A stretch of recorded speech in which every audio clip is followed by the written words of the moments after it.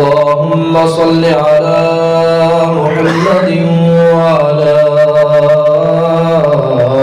آل محمد كما صليت على إبراهيم وعلى آل إبراهيم إنك حميد مجيد اللهم بارك على محمد وعلى آل محمد كما باركت على إبراهيم وعلى آل إبراهيم إنك حميد مجيد أعوذ بالله السميع العليم من الشيطان الرجيم من همزه ونفخه ونفثه بسم الله الرحمن الرحيم يا أيها الذين آمنوا قوا أنفسكم وأهليكم نارا وقودها الناس والحجارة عليها ملائكة غلاظ شداد لا يعصون الله ما أمرهم ويفعلون ما يؤمرون وقال ربنا عز وجل في مقام أخرى ولا تيأسوا من روح الله إنه لا ييأس من روح الله إلا القوم الكافرون وقال تعالى في مقام أخرى ومن يقنط رحمة ربه إلا الضالون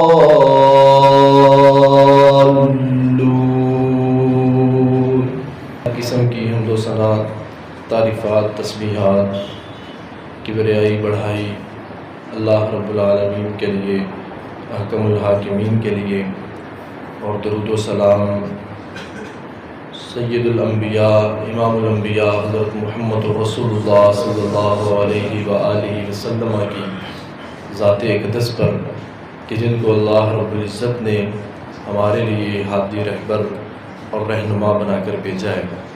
میرے عزیز بھائیوں، پچھلے خطبہ کے اندر اللہ رب العالمین کی رحمت کے بارے میں بیان کیا گیا تھا کہ اللہ تعالیٰ کی جو رحمت ہے بہت ہی زیادہ وسیع ہے، اور اللہ رب العالمین نے اپنی رحمت کے 100 حصے بنائے ہیں، ایک حصہ اس دنیا پر نازل کیا ہے، اور اللہ تعالیٰ کی رحمت کے ایک ایک حصے کا عالم یہ ہے کہ ایک رحمت کا حصہ زمین و آسمان کے خلا سے بھی زیادہ بڑا ہے۔ اور دوسری بات یہ تھی کہ انسان اس بات پر اپنا یقین اور عقیدہ بنائے کہ میری نجات اللہ رب العالمین کی رحمت کے بغیر ممکن نہیں ہے، اور اس سے بھی اہم بات کہ انسان اپنی ہر طرح کی کامیابی کی جو نسبت ہے وہ اللہ رب العالمین کی رحمت کی طرف کیا کرے۔ تو میرے محترم بھائیوں، آج جس بات کا آپ بھائیوں کے سامنے تذکرہ کرنا چاہتے ہیں وہ اس بارے میں ہے کہ اللہ رب العالمین کی جو رحمت ہے اس کا مستحق کون کون ہے۔ اللہ رب العالمین نے کن لوگوں کو اپنی رحمت کی نوید سنائی ہے، اور رسول اللہ صلی اللہ علیہ وسلم نے کن لوگوں کے لیے رحمت کی دعائے خیر فرمائی ہے۔ صحیح بخاری کے اندر ہے کہ انسان کو چاہیے کہ اپنے بھائیوں کے لیے، اپنے دوستوں کے لیے، اپنے جاننے والوں کے لیے اللہ تعالیٰ سے رحمت کی دعا کیا کرے۔ نبی علیہ السلام کو صحابہ کرام رضوان اللہ علیہم اجمعین سے بہت زیادہ محبت تھی، صحابہ کرام کو نبی علیہ السلام سے بہت زیادہ محبت تھی، صحابہ کرام کو آپس کے اندر ایک دوسرے سے بہت زیادہ محبت تھی۔ نبی علیہ السلام فرماتے ہیں کہ مثل المؤمنین فی توادہم وتراحمہم وتعاطفہم، کہ ان مومنوں کی مثال ایک دوسرے کے ساتھ ایسے ہی ہے کہ جیسے یہ ایک جسم کی مانند ہے، ایک دوسرے پر شفقت کے اعتبار سے، ایک دوسرے کے ساتھ مہربانی کرنے کے اعتبار سے، ایک دوسرے کے ساتھ محبت کے اعتبار سے یہ ایک جسم کی مانند ہے۔ تو میرے محترم بھائیوں، جب تمام مسلمان ایک جسم کی مانند ہیں تو پھر نبی علیہ الصلوۃ والسلام کی سیرت یہ ہے کہ مسلمان کو چاہیے کہ اپنے بھائی کے لیے اللہ سے رحمت کی دعا کیا کرے۔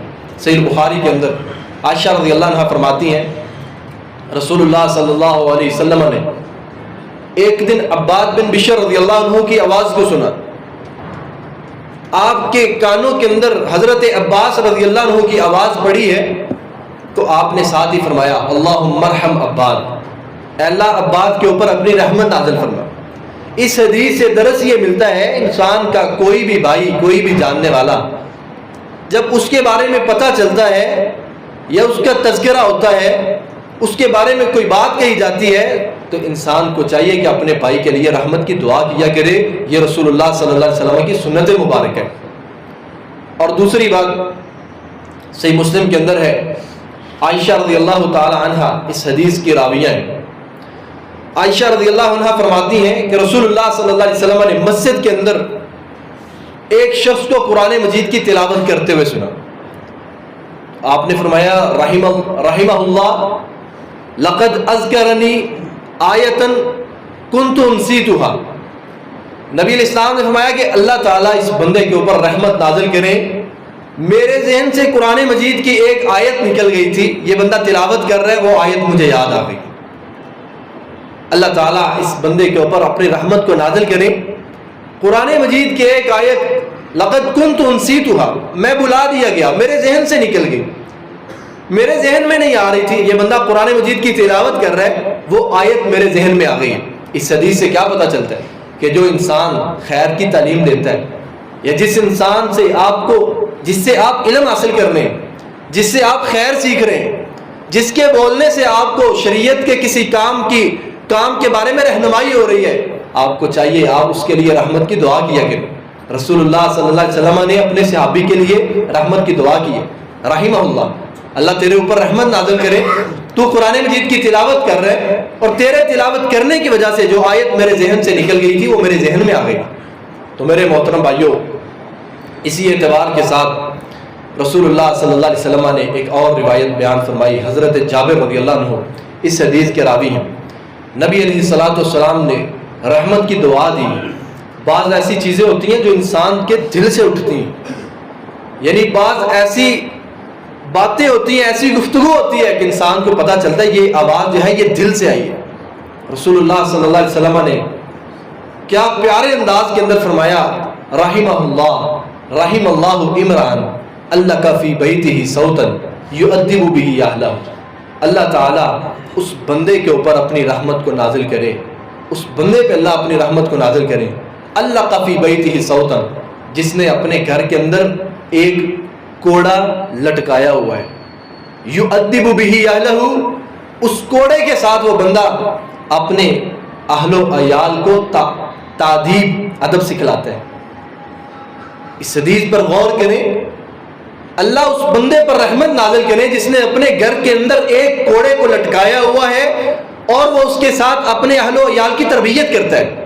تو میرے محترم بھائیوں، جیسے نبی علیہ السلام نے فرمایا کہ طلب العلم فریضۃ علی کل مسلم، ہر مسلمان کے اوپر دین کے بنیادی علم کو حاصل کرنا فرض ہے، اسی طرح ہر مسلمان کے اوپر فرض ہے وہ اپنے اہل و عیال کو دین کا جتنا بنیادی علم ہے وہ سکھلائے ان کو، وہ سمجھائے ان کو، قرآن مجید کی آیات پڑھائے ان کو، قرآن سکھلائے ان کو۔ نبی علیہ السلام نے اسی لیے فرمایا مروا اولادکم اذا هم سبع سنین، اپنے بچوں کو نماز کا حکم دیا کرو جب وہ 7 سال کے، وَاضْرِبُوهُمْ اِذَا هُمْ 10 سنین، وہ 10 سال کے ہو گئے نماز نہیں پڑھ رہے، نبی علیہ السلام فرماتے ہیں ان کو مار کے نماز پڑھاؤ، اور یہ مارنا باعث برکت، باعث رحمت ہے۔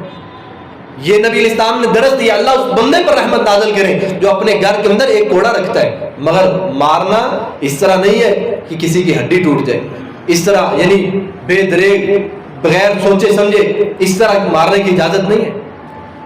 ادب سکھلانے کے لحاظ سے تھوڑا بہت بچوں کو ڈانٹا جا سکتا ہے، اور نبی علیہ السلام نے رحمت کی۔ اور یہاں سے یہ بھی پتہ چلتا ہے کہ جن گھروں کے اندر خیر کی تعلیمات دی جاتی ہیں، دلوائی جاتی ہیں، اللہ تعالیٰ ان کے اندر رحمت اور برکتیں نازل کرتے ہیں۔ اور جن گھروں کے اندر خیر کی تعلیمات ہے ہی نہیں، سارے بیٹھے ہوئے مل کر ٹی وی دیکھ رہے ہیں، مل کر فلمیں دیکھ رہے ہیں، مل کر ایسی چیزوں کے اوپر وقت ضائع کر رہے ہیں، اور گھر کے اندر ایک فحش سا ماحول بنا ہوا ہے، بچے سانگ سن رہے ہیں، کارٹون دیکھ رہے ہیں، یہاں پر رحمت کیسے آئے گی؟ چھوٹے چھوٹے بچوں کے ہاتھوں کے اندر موبائل پکڑائے ہوئے ہیں، وہ کارٹون دیکھ رہے ہیں، بچے کو قرآن کھولنا نہیں آتا، قرآن کا پتہ نہیں ہے، سارے کارٹون یوٹیوب سے 2 منٹ میں نکال لیں۔ میرے بھائیوں، اس طرح رحمت، اللہ کی جو رحمت ہے وہ گھروں سے اٹھ جایا کرتی ہے۔ رسول اللہ صلی اللہ علیہ وسلم نے فرمایا کلکم راعٍ وکلکم مسئول عن رعیتہ حتی یسأل اہل بیت۔ حضرت حذیفہ اس حدیث کے راوی ہیں۔ آپ علیہ السلام فرماتے ہیں تم میں سے ہر ایک بندہ نگہبان ہے، ہر ایک سے اس کی رعایا کے بارے میں سوال کیا جائے گا۔ بتاؤ آپ کے گھر کا ماحول کس طرح کا تھا؟ آپ نے بچوں کی کیا تربیت کی ہے؟ اب بچوں کو کیا درس دے کر آئے ہیں؟ اسی لیے اللہ تعالیٰ نے فرمایا یا ایھا الذین آمنوا قوا انفسکم واہلیکم نارا، اے ایمان والو اپنے آپ کو اور اپنے اہل و عیال کو جہنم کی آگ سے بچاؤ۔ وقودها الناس والحجارہ، فرمایا وہ آگ جس کا ایندھن لوگ اور پتھر ہیں، علیہا ملائکۃ شداد، علیہا ملائکۃ غلاظ شداد لا یعصون اللہ ما امرهم، آگے وضاحت کر دی، فرمایا وہ آگ جس آگ کا ایندھن لوگ بھی ہیں پتھر بھی ہیں، اس آگ پر ایسے سخت فرشتے ہیں، لا یعصون اللہ ما امرهم، جو اللہ کا حکم ہونا ہے انہوں نے نافرمانی کرنی نہیں۔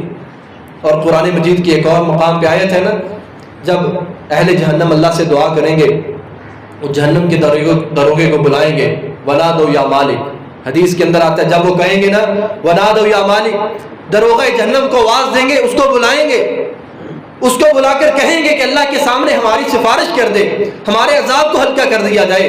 حدیث کے اندر آتا ہے کتنے سال گزر جائیں گے، وہ دروغہ جہنم جو ہے وہ پہلے بات ہی نہیں سنے، وہ جو پکار رہے ہوں گے، جو فریاد کر رہے ہوں گے، وہ بات ہی نہیں سنے گا۔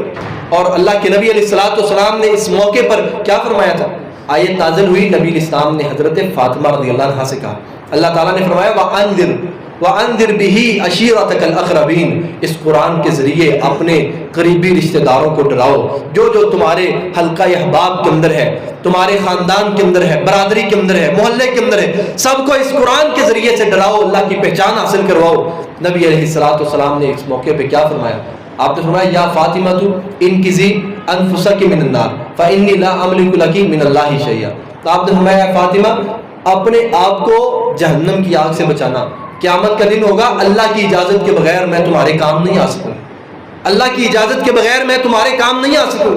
تو میرے محترم بھائیوں، آج وقت ہے اپنے اہل و عیال کو ڈرانے کا، اپنے اہل و عیال کی تربیت کرنے کا۔ سچی بات ہے، امام ابن حجر رحمہ اللہ نے لکھا ہے، انہوں نے کہا العلم فی الصغر کالنقش فی الحجر، جو چھوٹا بچہ ہے کہتے ہیں اس کو بچپن کے اندر دین کا علم سکھلا دینا ایسے ہے جیسے پتھر کے اندر لکیریں کھینچتے ہیں۔ اب پتھر کے اندر جو آپ نے لکیریں کھینچی ہوئی ہیں، ساری زندگی ان کا نام و نشان ختم نہیں ہو سکتا، ساری زندگی گزر جائے گی، پتھر کے اندر جو لکیریں کھینچی ہوئی ہیں ان کا نام و نشان کبھی نہیں ختم ہوگا۔ کہا یہی مثال ہے، اگر بچپن کے اندر بچے کو دین کی تعلیم دی ہے، ساری زندگی گزر جائے گی، اس کے ذہن سے، دل دماغ سے قرآن مجید کی محبت نہیں نکلے گی، قرآن مجید کی تعلیمات اس بچے کے دل و دماغ سے کبھی بھی نہیں خارج ہوں گی، چاہے وہ دنیا کے جتنے مرضی مشکل حالات کے اندر سے وہ گزر جائے، قرآن مجید کا اثر، احادیث رسول کا اثر اس کی موت تک باقی رہے گا، جس کی تربیت آپ نے اسلامی نہج کے اوپر کی ہوگی۔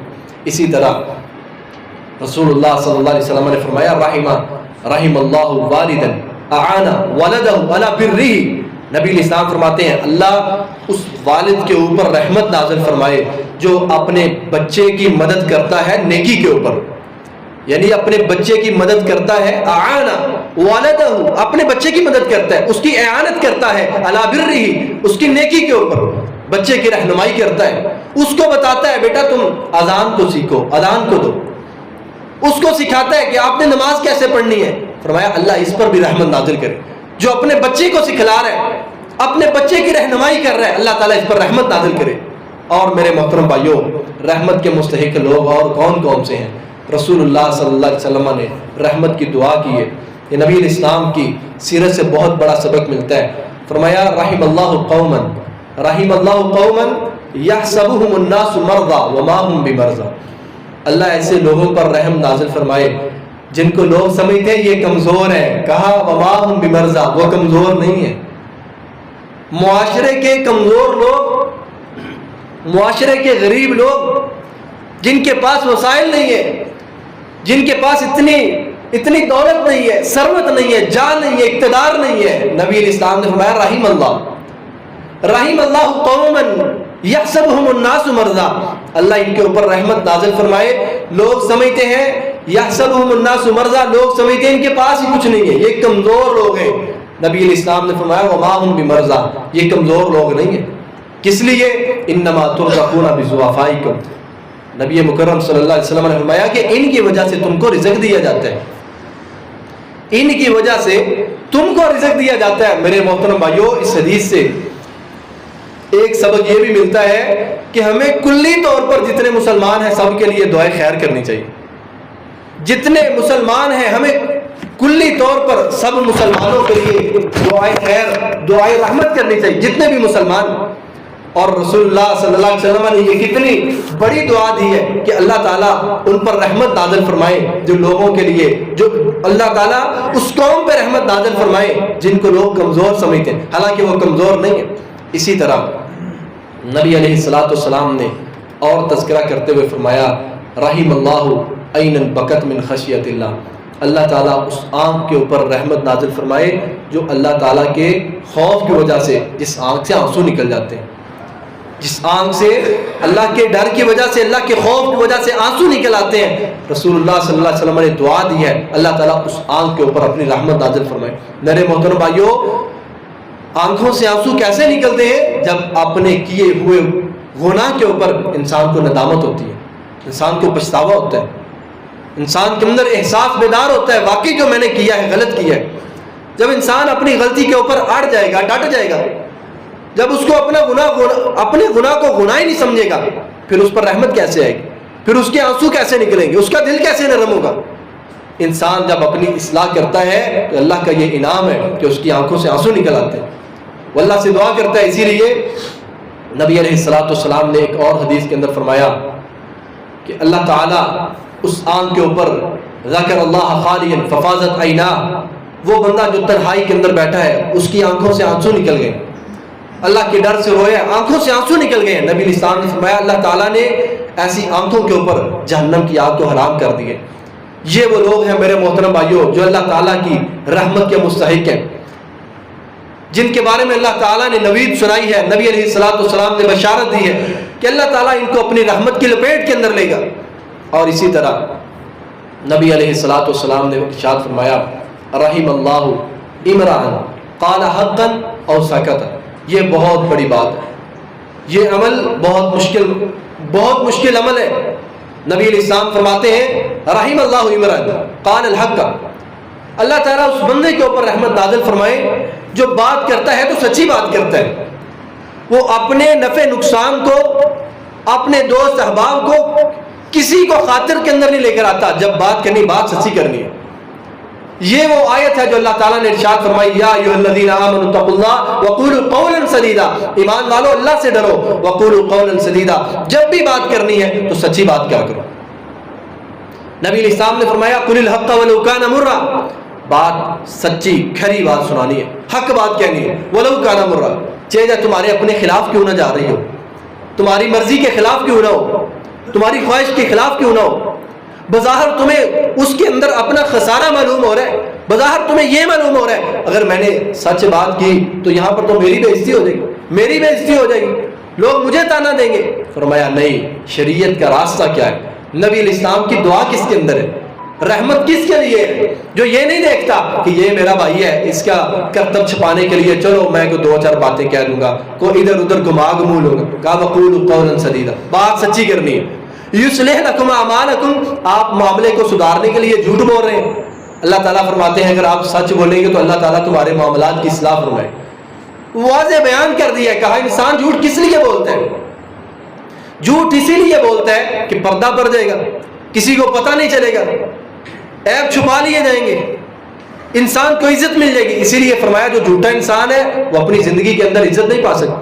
انسان کے اوپر لازم ہے جب بھی بات کرے وہ کسی کی شخصیت کو سامنے لے کر نہ آئے، کسی انسان کی شخصیت کو نہ سامنے لے کر آئے۔ قُلِ الْحَقَّ وَلَوْ كَانَ مُرًّا، جب بھی بات کرنی ہے سچی بات کرنی، جھوٹ نہیں بولنا۔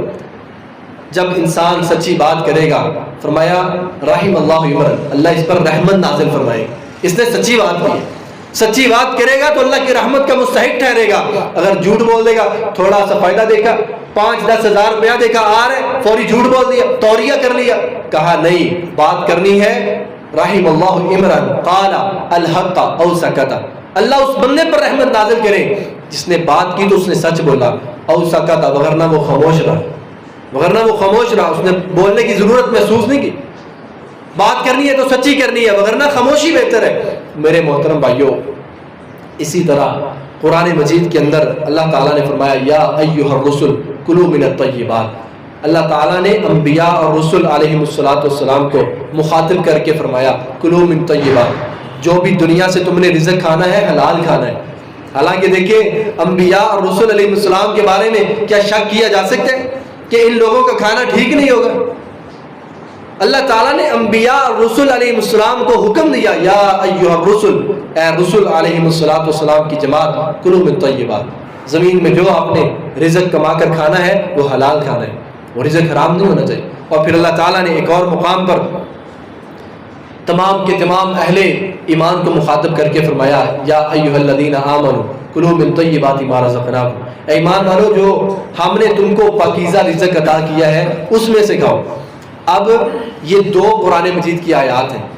تیسری حدیث کیا ہے؟ نبی علیہ السلام نے رحمت کی دعا کی ہے، فرمایا رحم اللہ عمران اکتسب، رحم اللہ عمران اکتسب طیبا وانفق طیبا، فرمایا اللہ اس بندے کے اوپر رحمت نازل فرمائے اکتسب طیبا، جس نے پاکیزہ رزق کمایا ہے، جس نے پاکیزہ رزق کمایا ہے، وانفق طیبا، اور پاکیزہ خرچ کیا ہے۔ کما تو لیا وہ تو پاکیزہ ہے، اب یہاں پہ کیا کہنے کا مقصد ہے کہ پاکیزہ خرچ کیا ہے؟ جب کمائی حلال کی ہے تو پھر آگے یہ کہنے کا کیا مقصد ہے کہ پاکیزہ خرچ کیا ہے؟ اس کا مقصد یہ ہے کہ حلال کمایا ہے تو حلال جگہ پہ خرچ کرے گا تو پاکیزہ ہے، حلال کما کے حرام جگہ پر اگر خرچ کر دیا ہے مال پاکیزہ پھر بھی نہیں رہا، انسان کی جان کے اوپر وبال پھر بھی بن جائے گا۔ رحم اللہ، پھر بھی انسان اللہ کی رحمت کا مستحق نہیں ٹھہرے گا کہ رحم اللہ عمران اکتسب طیبا وانفق طیبا، اللہ اس بندے کے اوپر اپنی رحمت نازل فرمائے جس نے پاکیزہ کمایا اور پاکیزہ خرچ کیا ہے۔ وقدم فضلا، اللہ اکبر کبیرہ، وقدم فضلا، جو زائد بچا اس نے وقدم فضلا لفقرہ لیوم فقرہ وحاجتہ، جو اس کے پاس زائد بچا اس نے کمایا ہے، حلال کمایا ہے، حلال جگہ پہ خرچ کیا ہے۔ کہا وقدم فضلا لفقرہ لیوم فقرہ وحاجتہ، جو اس کے پاس زائد بچا ہے اس نے اس دن کے لیے جس دن فقیری اور حاجت ہوگی اپنے آگے کے لیے بھیج دی۔ وقدم فضلا لفقرہ وحاجتہ، حلال کمایا ہے، حلال جگہ پہ خرچ کیا ہے، اور جو بچا ہے اس کو اپنے لیے وقدم فضلا آگے بیچ کر ذخیرہ کر لیا ہے، لیوم فقرہ وحاجتہ، اس دن کے لیے جس دن فقیری ہوگی اور جس دن انسان کو حاجت ہوگی، جس دن انسان کو ضرورت ہوگی کہ آج میرا کوئی کیا ہوا عمل میرے کام آ جائے۔ کہا اللہ اس بندے پر رحمت نازل فرمائے جو پاکیزہ مال کماتا ہے، جو مال کماتا ہے حلال کماتا ہے اور خرچ کرتا ہے حلال طریقے سے خرچ کرتا ہے، اور اسی نظریے کے ساتھ اپنے پاکیزہ مال کو اللہ کی راہ میں بھی خرچ کرتا رہتا ہے، اللہ کے راستے میں بھی دیتا رہتا ہے۔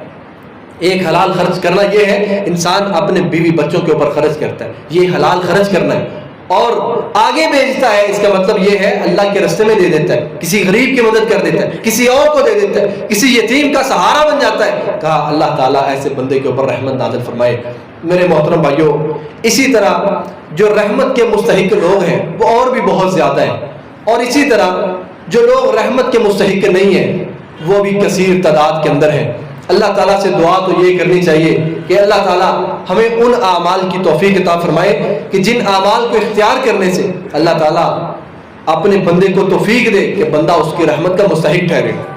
میرے محترم بھائیوں، وہ کون سے لوگ ہیں اللہ تعالیٰ جن پر اپنی رحمت نازل نہیں فرماتے؟ ہم میں سے بات تو سوچنے کی ہے، ہم میں سے بہت زیادہ ایسے لوگ ہیں جو اس عمل کو اختیار کرتے ہیں۔ اعمال میرے محترم بھائیوں بہت زیادہ ہے، اس طرح کے کبھی اعمال کہ جن کو اختیار کرنے سے اللہ کی رحمت دور ہو جاتی ہے، بہت زیادہ اعمال ہیں اس طرح کے، مگر میں ایک عمل صرف بتلانا چاہتا ہوں۔ پتہ ہونے کے باوجود بھی انسان وہ عمل کرے تو انسان پہ افسوس نہیں ہے۔ بندے کو پتہ ہے کہ میں نے یہ عمل اختیار کیا، اللہ کی رحمت مجھ سے دور ہو جائے گی، پھر بھی بندہ اس عمل کو چھوڑتا نہیں ہے۔ اور کیوں نہیں چھوڑتا ہے؟ صرف اپنے آپ کو خوبصورت کرنے کے لیے، صرف اپنے آپ کو ایسا کرنے کے لیے کہ میں ایسے حریے کے اندر، ایسے لباس کے اندر اس طرح میں اچھا دکھ رہا ہوں۔ ایک حدیث ہے، رسول اللہ صلی اللہ علیہ وسلم نے فرمایا ثلاثۃ لا یکلمہم اللہ یوم القیامہ ولا یزکیہم ولا ینظر الیہم، کہا تین قسم کے لوگ ہیں اللہ تعالیٰ قیامت کے دن ان سے کلام ہی نہیں کریں گے، اللہ تعالیٰ گوارا ہی نہیں کریں گے کہ ان سے گفتگو کی جائے۔ ولا یزکیہم ولا ینظر الیہم، کہا ایک نہ تو اللہ ان سے کلام کریں گے اور نہ ان کی طرف نظر رحمت سے دیکھیں گے، ولا یزکیہم، اور نہ ہی اللہ تعالیٰ ان کو ان کے گناہوں سے پاک کریں گے، نہ اللہ ان کو ان کے گناہوں سے پاک کرے گا، نہ ان کی طرف نظر رحمت سے دیکھے گا، اور نہ اللہ ان سے کلام کرے گا۔ ان کا جرم کیا ہے؟ میرے محترم بھائیوں، ایک حدیث نہیں ہے، آپ صحیح بخاری بھی پڑھیں، صحیح مسلم کے اندر ہے، بیشتر حدیث کے اندر ہے، فرمایا المسبل والمنان والمنفق سلعتہ بالحلف الکاذب۔ پہلے نمبر کے اوپر نبی الاسلام نے فرمایا وہ بندہ ہے المسبل جو شریعت کا حکم سنتا ہے، اپنے کپڑے کو اپنے ٹخنے سے نیچے رکھتا ہے۔ کتنے ایسے لوگ ہیں مسجد کے اندر آئیں گے بھائی اوپر کر لیں گے، باہر جائیں گے پھر نیچے کر دیں گے۔ اور میرے محترم بھائیوں، نبی علیہ الصلوۃ والسلام نے ایک مرتبہ نہیں، یہ ایک حدیث ہے، دوسری مرتبہ حضرت عبداللہ بن عمر رضی اللہ عنہ حدیث بیان کرتے، نبی علیہ السلام نے فرمایا لا ينظر اللہ الی من جر ثوبہ خیلا، اللہ اس بندے کی طرف قیامت کے دن قطعی طور پر نظر رحمت سے نہیں دیکھیں گے جس کا کپڑا اس کے ٹخنے سے نیچے ہوتا ہے۔ اور تیسرے مقام پہ کیا فرمایا؟ ما اسفل من الکعبین من الازار ففی النار، نبی علیہ السلام فرماتے ہیں صحیح بخاری کی حدیث، جو کپڑا ٹکنے سے نیچے آئے گا، نبی علیہ السلام نے فرمایا اتنا حصہ اللہ تعالیٰ قیامت کے دن جہنم کی آگ میں داخل کرے۔ اب نبی صلی اللہ علیہ وسلم کی بات نعوذ باللہ معاذ اللہ جھوٹی ہو سکتی ہے، ہم بھی تو مسلمان ہیں، ہمارے اوپر اثر کیوں نہیں کرتی؟ سنن نبی داؤد کی حدیث ہے، اللہ تعالیٰ اصلاح کرنے کی توفیق فرمائے، کتنے ایسے مسلمان بھائی ہیں جو امامت کروا رہے ہوتے ہیں، مصلی کے اوپر کھڑے ہوتے ہیں، امام صاحب ہیں، اور ان کا کپڑا ان کے ٹخنے سے نیچے لٹک رہا ہوتا ہے۔ سنن نبی داؤد کی حدیث ہے، نبی علیہ السلام فرماتے ہیں اللہ تعالیٰ اس بندے کی نماز کو قبول نہیں کرے گا جس کا کپڑا اس کے ٹخنے سے نیچے ہوگا۔ اب سوچیں یہ کتنا بڑا جرم ہے۔ اور رسول اللہ صلی اللہ علیہ وسلم کا طریقہ مبارک کیا تھا؟ نبی علیہ الصلوۃ والسلام کا طریقہ یہ تھا کہ آپ علیہ الصلوۃ والسلام کا جو ازار تھا، جو آپ کا ازار تھا، وہ نصف پنڈلی کے اوپر رکھا، نصف پنڈلی کے اوپر ہوتا تھا۔ میرے بھائیوں، آج اللہ ماشاءاللہ قلیل آپ کو کوئی کم انسان ایسا ملے گا کہ جس کا ازار اس کی نصف پنڈلی کے اوپر ہے۔ کیوں؟ نبی علیہ السلام نے فرمایا تھا یہ دین جیسے شروعات کے اندر اجنبی تھا، یہ قیامت کے قریب بھی اجنبی ہو جائے گا۔ جیسے اسلام کی بدأ الاسلام غریبا وسیعود کما بدأ غریبا، جیسے اسلام کی ابتدا ہوئی تھی لوگ سمجھتے تھے یہ کیا یہ پیش کر رہے ہیں، ان کی دعوت کیا ہے، عجیب کام یہ دنیا کو بتا رہے ہیں۔ آج دیکھیں، آج بھی اگر کوئی اسلام پہ عمل کرے گا تو اسے ایسی نظر سے دیکھا جائے گا۔ اگر کوئی اپنے کپڑے کو آج نصف پنڈلی کے اوپر رکھے گا، سارے لوگ اس کو مذاق کریں گے، طنز کریں گے، عجیب نظروں سے دیکھیں گے۔ یہ قیامت کی علامت ہے۔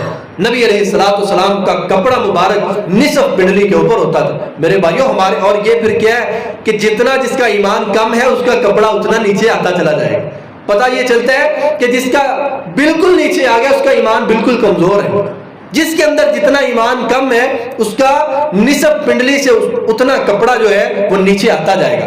اور نتیجہ کیا ہے کہ جس کا کپڑا اس کی پنڈلی سے نیچے لٹک رہا ہے، اس کے ٹخنے سے نیچے لٹک رہا ہے، اللہ تعالیٰ نظر رحمت سے قیامت والے دن اس کی طرف دیکھیں گے نہیں، اس کو گناہوں سے پاک نہیں کریں گے، اس سے کلام نہیں کریں گے۔ اللہ تعالیٰ سے دعا ہے اللہ تعالیٰ قرآن و سنت کو سمجھنے اور اس پر عمل کرنے کی توفیق عطا فرمائے۔ وآخر دعوانا الحمدللہ رب العالمین۔